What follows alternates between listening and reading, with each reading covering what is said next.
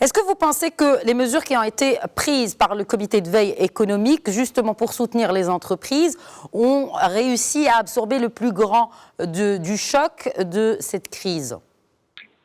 Le comité de veille économique qui a été mis en place, c'est une instance de gouvernance destinée, premièrement, à suivre quotidiennement, je dirais,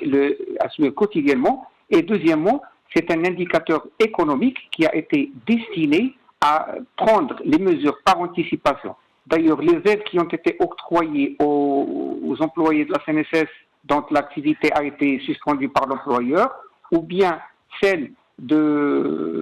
pour les personnes ayant le RAMED ou exerçant dans le secteur informel, bien évidemment, ces mesures ils ont un impact social. Par rapport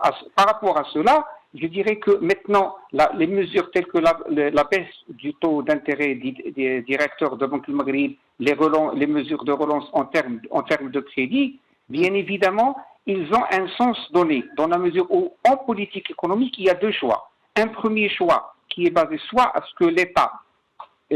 augmente le déficit, c'est-à-dire augmente le montant de l'investissement public sans avoir les moyens nécessaires en contrepartie et recourir à la dette, et là il y aurait un déficit et le recours à la dette et estimer le coût, soit que les entreprises optent pour des crédits qu'ils considèrent des dettes. Donc c'est un bon dosage entre une vision de dette octroyée aux entreprises et d'un endettement de l'économie. Il faudrait le bon dosage économique justement pour laisser au pouvoir public la marge de la gestion budgétaire dans des conditions adéquates et pour ne pas alourdir les entrepreneurs par des dettes et des charges supplémentaires.